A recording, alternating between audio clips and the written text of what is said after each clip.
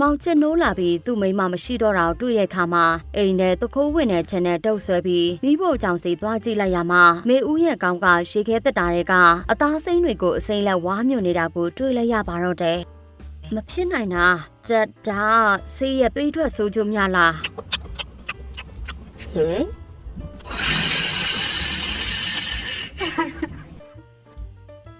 မေဦးဟာတတိလွတ်သွားပြီးမောင်ချစ်ကိုကြိုက်ဖို့ပြန်တန်းလာခဲ့ပေမဲ့မောင်ချစ်ရဲ့ချင်းစော်နှံ့နေတဲ့ကိုနှံ့ကြောင့်ပဲတတိပြန်ဝင်ကမူလနေရာကိုပြန်သွားခဲ့ပါတယ်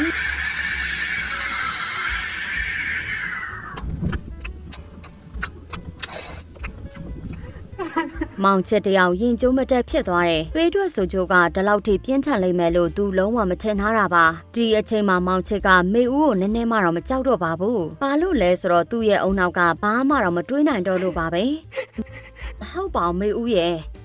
ဒါဘာတွေဖြစ်ကုန်တာလဲ။ဒီအဖြစ်ပြက်တွေအားလုံးကငါကြောင့်ဖြစ်ခဲ့တာပါ။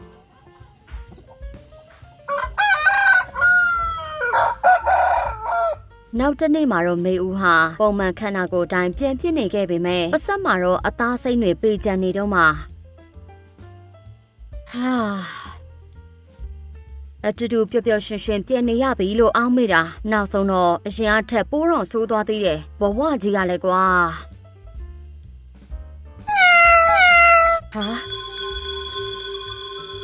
နိုးသွားပြီလားမသိဘူးမင်းညငါအိမ်မက်မှတ်တာမဟုတ်ဘူးဆိုတာသိချောင်းလို့မိဖို့ကြောင့်သွားကြည့်မှရမယ်။မောင်ချစ်တယောက်မင်းညဖြစ်ခဲ့တာတွေကိုမသင်္ကာသေးပါဘူး။အမှန်တရားကိုနောက်တစ်ချိန်အတည်ပြုဖို့အတွက်သူမိဖို့ကြောင့်စီကိုတန်တန်မတ်မတ်ရှောက်သွားခဲ့တယ်။ပြီးတော့သူမြင်လိုက်ရတာကတော့မင်းညမေဦးစားထားတဲ့အယိုးစုအကျွင်းကျန်နေပဲဖြစ်နေပါတယ်။တကယ်ကြီးပါလားငါအိမ်မက်မှတ်ညာမဟုတ်ဘူးပဲ။ तू တတိလွတ်နေပုံပဲဒီအယိုးတွေကိုမြင်မြင်ဖွက်ထားမှမဟုတ်ရင်တော့ तू တွေ့ရင်ဒုက္ခပဲ။ဒီတခါတော့မွဲပြီးမွဲဖို့သိချနေပြီတလောက်အများကြီးစားတာဘသူကကျွေးနိုင်မှာလဲ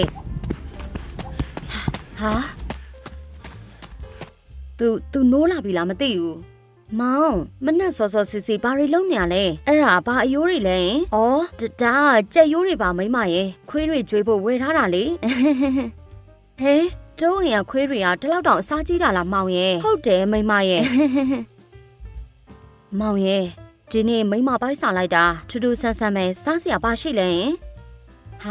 မင်းညမှာအသားတွေ3ကီလိုလောက်စားထားတာ哦အခုချိန်နေပိုက်စားနေတော့လားရှိပါတယ်မိမရဲ့မောင်ကျဲဥကြော်ပေးမယ်လေကျဲဥကြော်လားကျဲဥပြုတ်လားမိမရတယ်မောင်ရဲ့အစိမ့်လိုက်လေးပဲဖြစ်ရပြီโอเคပါမိမဒါဆိုမိမရသွားချိုးလာအောင်မယ်နော်မောင်ချစ်ဘဝလဲကွာဘာလို့ဒီလိုတွေနဲ့လာကျုံနေရတာလဲ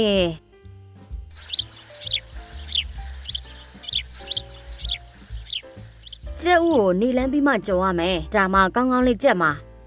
ဘာလို့သွားကြော်နေမှာလဲအစိမ့်လိုက်စားပါမယ်ဆိုမှတုံးလိုက်တာငါလဲဟေးမောင်ချစ်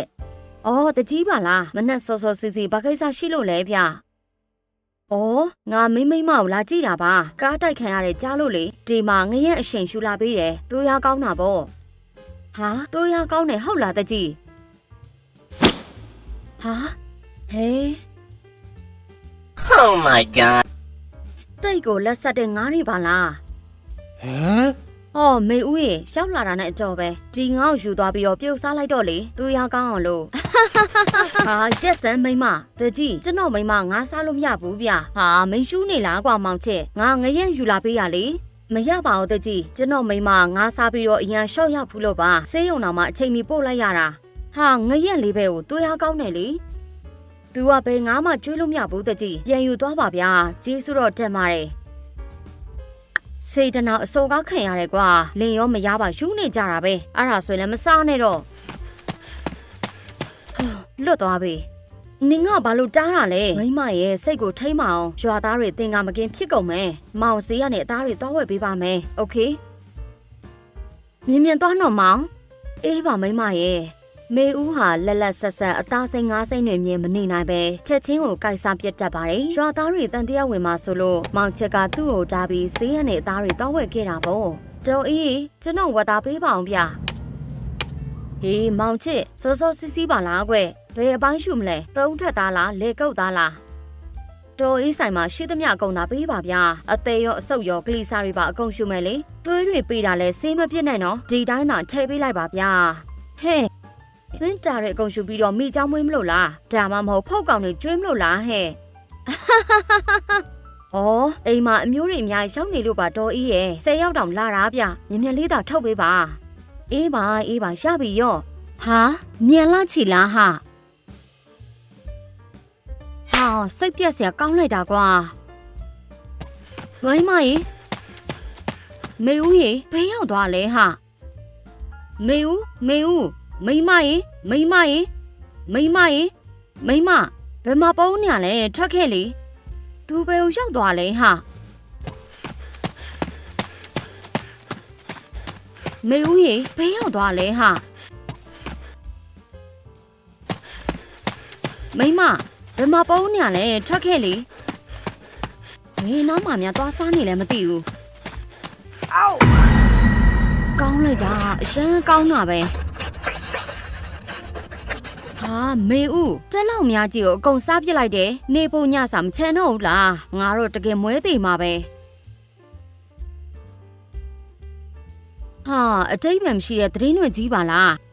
မိမကိုဘဲလို့ထင်သွားလို့လေပင်းကိုရိုက်ချလိုက်တဲ့ဆေးတွေပြင်းထန်ကြိတ်ထားလို့ထင်တယ်အေးပါမောင်ရဲ့အကျိုးရှိမဲ့သတင်းလေးတွေရှာဖတ်စမ်းပါဟောကြည့်ကြောင်လေးတွေစွန့်ပစ်ခံထားရတယ်တဲ့ဒီမှာကြည့်ပါဦးမိမရဲ့ကြောင်ပေါက်လေးတွေကြီးပဲသူတို့ဘာလို့အလောက်တောင်မှရုံမာရတာလဲကွာတရိတ်ဆန်လေးတွေကိုတောင်မှစွန့်ပစ်ရက်ကြတယ်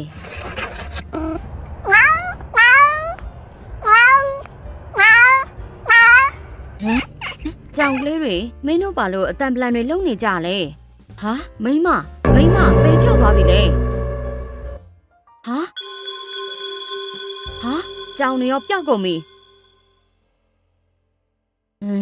မပြောနဲ့နော်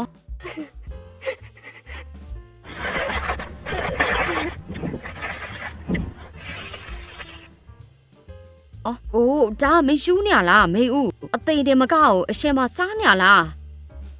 ဒုက္ခပဲငါမှအစားတော့မရှိတော့ရင်ငါပါဒုက္ခရောက်တော့မှာမဖြစ်ဘူးလုံချုံကြီးကိုတိုးမြင့်မှရမယ်မောင်ချင်းဟာအန်ဒီရရှိလာမှန်းသိတာကြောင့်အိမ်ထဲကဓားတွေလက်နက်တွေကိုအပြင်ထုတ်ပစ်ခဲ့ပါတယ်ပြီးတော့အိမ်နာဒရိဆန်တွေကိုလည်းအပြင်မောင်းထုတ်ခဲ့ပါတယ်ထက်သွားစမ်းမဟုတ်ရင်မင်းထွက်တဲ့ဝင်တဲ့မရှိတော့ပဲဖြစ်သွားလိမ့်မယ်ညရောက်တော့မောင်ချင်းဟာမေဦးရဲ့လက်တွေကိုကျိုးတွေနဲ့တိုင်မှာတင်းကျပ်စွာချီနှောင်ထားခဲ့ပါတယ်ဟာဒီလိုဆိုရင်တော့ငါတို့လုံခြုံသွားပြီပေါ့ညနေ2 နာရီရောက်တဲ့အခါမှာမေဦးစီကတရေလိုတဆေလိုအတန်တွေပြန်ထွက်လာခဲ့ပါတယ်အသားစားချက်နဲ့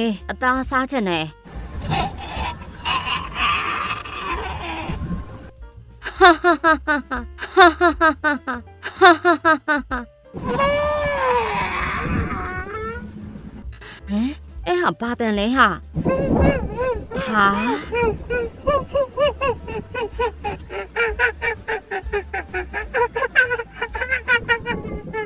ငါလုံးဝမိတ်သွားတာပဲနေကအဆွဲတွေထုတ်လို့ရတယ်ဆိုတာငါဒီလိုပေါ့ဆဆမတွေးခဲ့သင့်ဘူးဒါဆိုရင်တော့နောက်ဆုံးလက်နက်ကိုသုံးမှရတော့မယ်ကတင်အောက်မှာဝတ်ထားတဲ့ကြက်ပေါင်ရှောင်းရှူသွားလိုက်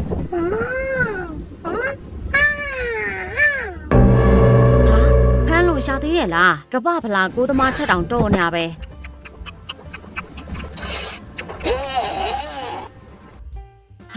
ကြက်ပေါင်နဲ့မကုန်ခင်ငါမြင်မြင်သွားမှရတော့မယ်မလာနဲ့နော်ငါနောက်ကိုလိုက်မလာနဲ့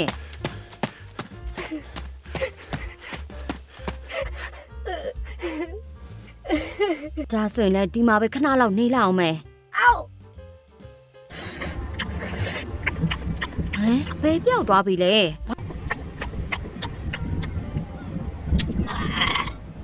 ဘိုက်စားလိုက်တာ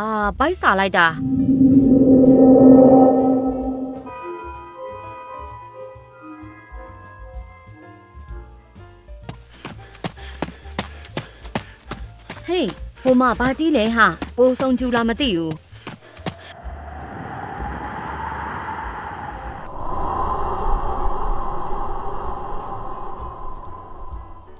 မင်းတို့အိမ်ကပိုဆုံကျူဟာတလောက်တောင်ကြီးလားကွာငါကုသိုလ်ရအောင်ပြောပြလိုက်မယ်အဲ့ဒါ UFO ဆိုတာပဲဘာ UFO ဆိုတာမင်းမြင်ဖူးလို့လားကွာမြင်ဖူးတာပေါ့ UFO ဆိုတာရုပ်မြင်သံကြားထဲမှာပဲရှိရလေ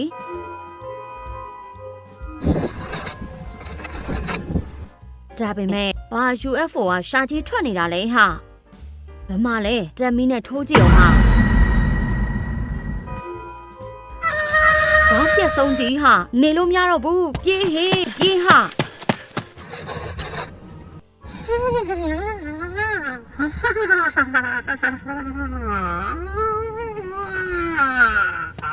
ငါမွေးလာတဲ့တခါမှမမြင်ဘူးသေးဘူးပြေးဟေးပြေးဟာဟာသူလိုက်လာပြီဟာဘယ်လိုလုပ်ကြမလဲခဏလေးငါစဉ်းစားလိုက်အောင်မယ်ငါ TV ထဲမှာမြင်ဘူးတယ်ကွာမြင်စဉ်းစားလေသူလိုက်လာလို့မိတော့မယ်ကွာအော်စဉ်းစားလို့ရပြီကွာဘလို့လဲပြောလေသေချင်အောင်ဆောင်လိုက်ဟမ်ကောင်းကိုမြေကြီးထဲမှာထိုးဆိုင်ထားလိုက်ပြီးရင်အသက်ကိုအောင့်ထားမြင်လုံးဟာအချိန်မရှိတော့ဘူး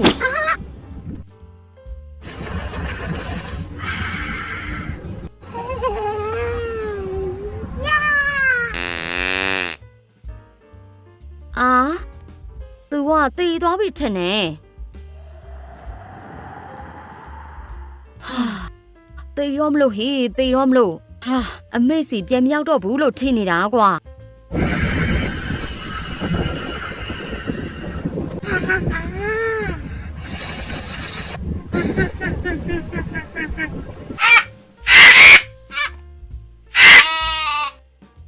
မေဦးဟာပြင်မှာတတ္တဝါတွေကိုအစိမ်းလိုက်ကိုက်ဖြက်စားတော့ပြီးပြန်လာတဲ့အခါမှာဘိုက်ကြီးကပူနေပါတယ်ဒီထက်ထူးဆန်းတာကတော့မောင်ချက်ကကတင်ပေါ်မှာလာမအိတ်တာပါပဲဟမ်မောင်ချက်ကဘယ်ရောက်သွားလဲ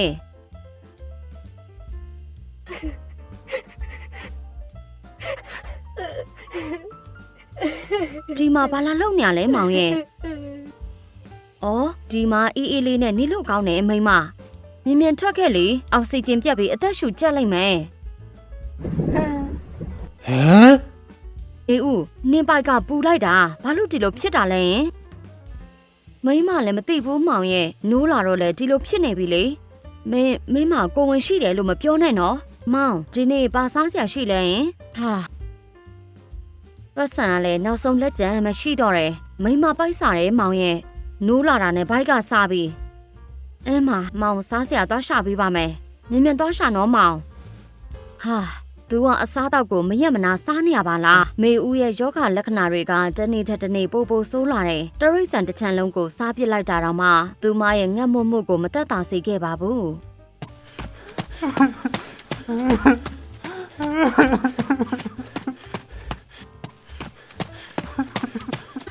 တေသွားပြီဘသူကစားလိုက်တာလဲငါကြက်တွေတစ်ချမ်းလုံးတေကုန်ပြီ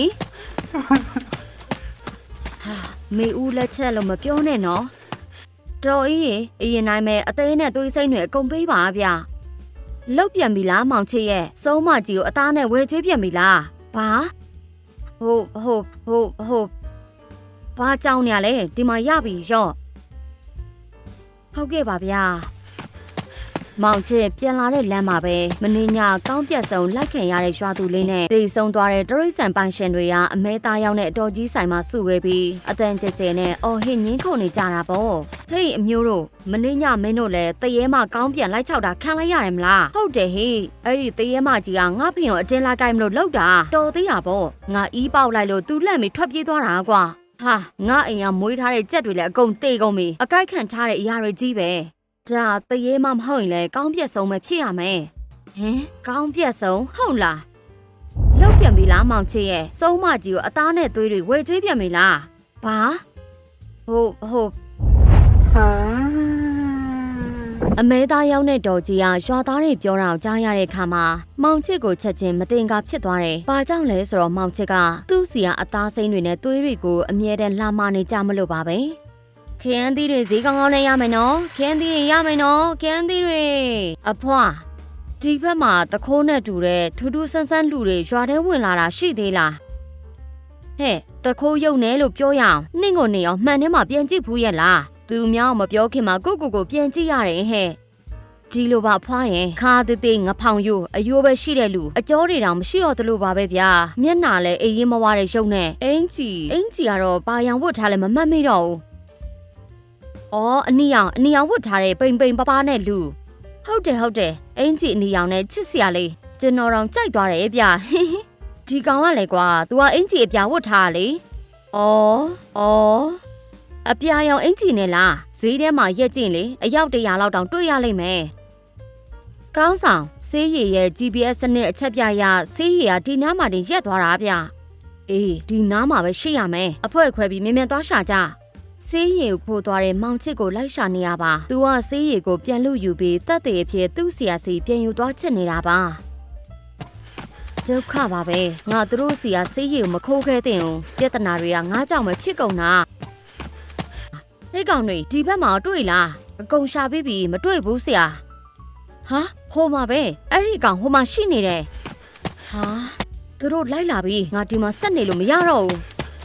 လိုက်ဖမ်းကြစမ်းအဲ့ဒီရိုး6ကောင်မိအောင်ဖမ်းဟုတ်ကဲ့ပါဗျကြွားသားတွေကသူတို့တွေကောင်းပြက်ဆုံးမကြီးတွေ့တဲ့အကြောင်းကိုစကားပြောနေကြရင်နဲ့တကြီးအိမ်ကိုစုပေါင်းပြီးရှောက်သွားခဲ့ကြတယ်တကြီးပြို့တကြီးကျွန်တော်တို့နှစ်ယောက်မင်းညတရေမှကောင်းပြက်နဲ့တွေ့ပြီးတော့သေမလို့ဖြစ်ခဲ့ရတယ်ဗျရွာထဲမှာအခုဆိုမလုံခြုံတော့ဘူးနော်ဟုတ်ပါတယ်တကြီးကျွန်တော်ဝက်တွေကြွက်တွေဆိုရင်လည်းတစ်ချံလုံးသေးကုန်ပြီအသက်အာမခက်မထားခဲ့ရလို့အခုတော့အလက်ကားတွေဖြစ်ကုန်ပြီပေါ့ဟာကောင်းပြန်တရေမှဂျန်နိုင်ထဲမှာပဲကြားဘူးတာပါတကယ်ပဲငါတို့ရွာထဲမှာရှိနေရလားဒါနဲ့မင်းတို့ရွာထဲမှာဘသူမတင်ကားဖြစ်လဲကွာဘသူကိုထင်တာလဲဟုတ်လားတကြီးကျမတော့မောင်ချစ်ကိုမတင်ကားဘူးတကြီးဘာလို့မောင်ချစ်ကိုမတင်ကားဖြစ်နေရလဲမအီတန်တကြီး तू ကနေတာအသားစိမ့်တွေသွေးစိမ့်တွေအများကြီးလာဝဲနေတာသွေးတွေဆိုရင်လည်းအများကြီးယူသွားတာနော်ဟာမောင်ချစ်ကယောက်ျားလေးပဲဘလို့လို့ပြီးကောင်းပြက်တဲ့ရဲမှာဖြစ်နိုင်ပါလေဟုတ်တယ်ဗျကျွန်တော်မျက်စိနဲ့တက်အပ်မြင်ခဲ့တာအဲ့ဒီဆုံးမစပင်ကုတ်ဝဲလေးနဲ့ပြီးတော့ချောလှလေးဗျကျွန်တော်တော့မှသဘောကျသေးတယ်ဟုတ်လားကွာအဲ့လောက်တော့မှလှတာလားဟုတ်တယ်အရန်လှတာနော်ကျွန်တော်တော့မှသဘောကျသေးတယ်ဟမ်လို့ပြီးဖြစ်နိုင်တာလေကွာငါတို့ရလက်လက်ဆက်ဆက်ပဲဟာအော်သိပြီငါလည်းအဲ့ဒီမောင်ချစ်ကိုမသိင်ကြဘူးကွာကဲအားလုံးပဲဒီနေ့ညလက်နက်တွေပြင်ထားကြငါတို့အဲ့ဒီတရေမောင်အရှင်လက်လက်သွားဖမ်းကြမယ်ကောင်းပြက်ဆုံးမကြီးကိုဒီရွာထဲကနေပြီးတိုင်းမောင်းထုတ်ရမယ်ဒီလိုနဲ့ပဲရွာတကြီးနဲ့ရွာသားတွေစုပေါင်းပြီးမောင်ချစ်တို့အိမ်ကိုသွားကမေဦးကိုဝိုင်းဖမ်းဖို့စီစဉ်လိုက်ကြပါတော့တယ်စိုက်ကခဏ9ပေါင်ပြမင်းစိုက်ကယူသွားငါဘလို့ပြတ်မှာလဲဟာ